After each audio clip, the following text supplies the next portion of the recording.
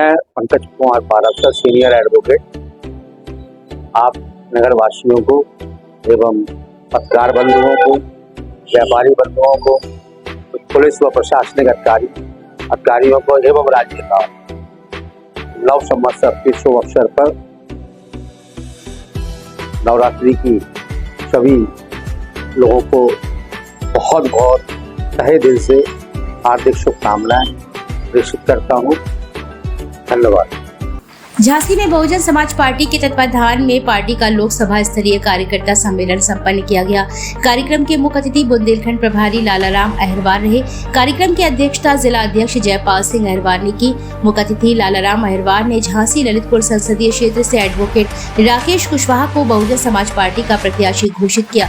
इस मौके पर झांसी मंडल प्रभारी कैलाश पाल, बीडी फुले, जिला उपाध्यक्ष ठाकुर विपिन सिंह, जिला महासचिव संजय श्रीवास, शीतल कुशवाहा, मदन लाल अहिरवार, पूर्व विधायक फेरन लाल अहिरवार, पूर्व जिला अध्यक्ष चंद्रदत्त गौतम, जिला अध्यक्ष ललितपुर चंद्रभान बेसरा, महानगर अध्यक्ष शकील मोहम्मद आदि ने अपने अपने विचार व्यक्त किए और बहुजन समाज पार्टी के प्रत्याशी राकेश कुशवाहा को जिताने की अपील की। बैठक का संचालन पूर्व जिला उपाध्यक्ष साबिर भाई ने किया। आभार नफीस शानू भाई ने व्यक्त किया। इस मौके पर झांसी विधानसभा अध्यक्ष धन प्रसाद बबीना, विधानसभा अध्यक्ष रविराज गौतम, मऊरानीपुर विधानसभा अध्यक्ष करी विजय कंचन, झांसी विधानसभा महासचिव वंदना अहिरवार, ललितपुर विधानसभा अध्यक्ष धर्मेंद्र अहिरवार, मेहरौनी विधानसभा अध्यक्ष राम बख्श, संतोष वर्मा, नीरज गुप्ता आदि मौजूद रहे। राकेश जी प्रत्याशी घोषित हुए हैं बसपा के, क्या सोचा, किस स्ट्रेटेजी के साथ जाएंगे? जी सर, मैं पूर्व में बहुजन समाज पार्टी की सेवा करता रहा हूँ, बहुजन लोग में रहा हूँ। बीच में कुछ समय के लिए मैं दूसरे परिवार में गया, पुनः मैंने आस्था मेरी बहुजन समाज में ही थी, इसलिए पुनः मैं अपने परिवार में वापस आया हूँ। किस स्ट्रेटेजी के तहत आप जाएंगे? सर, आप देख रहे हैं झांसी में आप भी निवास करते हैं, मैं भी निवास करता हूँ। रोजगार का, बेरोजगारी का इतना वो है कि यहाँ रोजगार के साधन उपलब्ध कराना है मेन चीज़। युवा जो 2014 में 15 साल का था वो 20 साल का हो गया, 20 साल के बाद 25 साल का हो गया।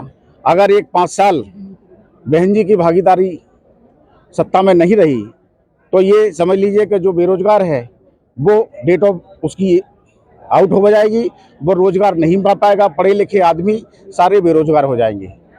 खेती किसानी बुंदेलखंड का सूखा क्षेत्र है, यहाँ पहाड़ी क्षेत्र है, खेती किसानी में इतना होता नहीं है। किसान मजदूर नौजवान सारे लोग घर पे बैठे हुए बेरोजगार हैं। अभी पिछले ओलावृष्टि हुई, सब किसानों को उम्मीद थी कि जितना हमारा बचा हुआ है गेहूँ उतना का हमें तो मुआवजा मिलेगा, लेकिन सब सारी खाने पूर्ति की गई। तो किसानों के, बेरोजगारों के, नौजवानों की मैं आवाज़ बन करके उनके बीच में जाऊंगा और मैं भी खुद एक नौजवान हूं और उनकी बात को मैं संसद में उठाऊंगा। और यहाँ सबसे पहले रोजगार के साधन झांसी, ललितपुर और मऊरानीपुर इस क्षेत्र में ऐसे रोजगार के साधन लाऊंगा कि जिससे कि झांसी का जो युवा व्यापारी और बेरोजगार है, पढ़े लिखे लोग हैं, वो यही रोजगार प्राप्त कर सकें। जिस पार्टी से आप प्रत्याशी बनाए गए हैं, बताएंगे उस पार्टी का गठन किस समय होगा? सर, इनका गठन तो सन 1984 में हुआ था। तब से आप बसपा में? नहीं, उसके बाद मैं 1999 में बसपा में शामिल हुआ था। पूर्व विधायक जो कैलाश साहू जी हैं, उन्होंने मुझे सदस्यता ग्रहण कराई थी। सन 2000 तक मैं बहुजन समाज पार्टी में रहा, विधानसभा संगठन मंत्री था। बस ठीक है। कितने आपके साथ हैं? आपको टिकट दिया है बीएसपी ने, समाज के लोग कितने हैं आपके साथ? सारे समाज हमारे साथ में है और पूरी संपूर्ण कुशवाहा समाज झांसी ललितपुर हमारे साथ में है। क्या कहेंगे? अब सर ये ऐसा है, इस समय जनता के बीच में जाने का समय है। एमएसपी का अभी किसानों के बारे में है, वो हम खुद किसान हैं। तो देखिए ऐसा होता है कि एमएसपी अगर सरकार नहीं दे रही है तो उसके लिए किसान आंदोलन कर रहे हैं। अगर सरकार एमएसपी नहीं देगी तो उसकी हम आवाज उठाएंगे। क्या कर रही है उनके लिए, किसानों के लिए? किसानों के हित की आवाज उठाएंगे हम लोग। उठा रहे हैं, बराबर उठा रहे हैं। चलिए आइए। देखिए, आज जो आप लोगों के बीच में बहुजन समाज पार्टी की राष्ट्रीय अध्यक्ष परम आदरणीय बहन कुमारी मायावती जी ने के आशीर्वाद से आज जो झांसी ललितपुर संसदीय क्षेत्र से जो बहुजन समाज पार्टी के प्रत्याशी घोषित हुए हैं, जिस समाज के प्रत्याशी को आज हम लोगों ने उतारा है, उसकी मांग काफ़ी लंबे समय से बहुजन समाज पार्टी के तमाम छोटे बड़े पदाधिकारी करते रहे कि हमें जो झांसी ललितपुर लोकसभा में बहुत बड़ी संख्या में कुशवाहा समाज के मतदाता हैं, कुशवाहा समाज के लोग हैं, तो हमें उनकी इस लोकसभा चुनाव में भागीदारी देना है। जिस तरह से हमने 2004 में बांदा से चलकर आए बाबूलाल कुशवाहा जी को इस संसदीय क्षेत्र से चुनाव लड़ाने का काम किया था, लेकिन उस समय समाजवादी पार्टी की सरकार हुआ करती थी। बहुजन समाज पार्टी बड़े मतों के अंतर से हम लोग जीतते, लेकिन समाजवादी पार्टी की सरकार ने उस समय बबीना में, मऊरानीपुर में बहुत बड़ी गड़बड़ी की थी, बूथ कैप्चरिंग करने का काम किया था और हमारे कैंडिडेट को बहुत कम मतों से हार गए थे, वो पीछे रह गए थे। अगर उस समय समाजवादी पार्टी की सरकार थी, अगर उस सरकार में जो समाजवादी पार्टी के लोग थे, अगर वो बूथ कैप्चरिंग नहीं करते, तो हम पूरे विश्वास के साथ कह सकते थे कि 2004 में ही बहुजन समाज पार्टी का इस संसदीय क्षेत्र से कुशवाहा समाज का बेटा बाबूलाल कुशवाहा लोकसभा में पहुंच गए होते। लेकिन समाजवादी पार्टी की सरकार ने बूथ कैप्चरिंग कर उन्हें बेईमानी से हरा दिया गया था।